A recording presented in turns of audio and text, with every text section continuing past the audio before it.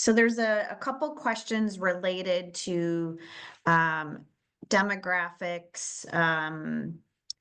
They're wanting to know any resource or what metrics you analyzed to feel confident that your location was good. So thinking back when you found that location, anything you can share for the few people are asking about location and demographics? I trusted my distributor a ton. And that was built on the fundamentals of knowing how many renters and what the income is relative to the median income level in the neighborhood, and then traffic counts.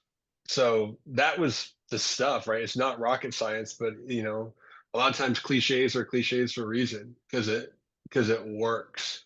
So I was definitely aware of the numbers, but in all reality, I ended up with a standalone building on a major arterial with 16 parking spaces on the front of the store.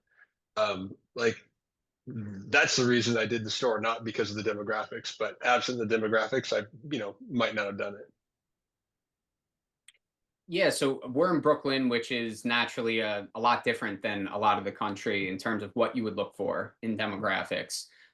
We don't have a parking lot, but we're in a very dense area. So we looked for density of renter households primarily, but it's kind of more than that because in New York City, I mean, you could have households making 250K a year. They could own a co-op, a condo, and they still have no washer and dryer, and they could still be a laundromat customer. So it's also understanding the real estate mix, the psychographic mix of that demographic. When I say real estate mix, is it a bunch of new condos that are probably going to have washer and dryers in the unit, or is it a lot of pre-war buildings that are not allowed to have washer and dryers in the unit? That makes a big difference. So, it's kind of, for us, it's very multifaceted, and I don't know that I would recommend what we looked for markets outside of New York.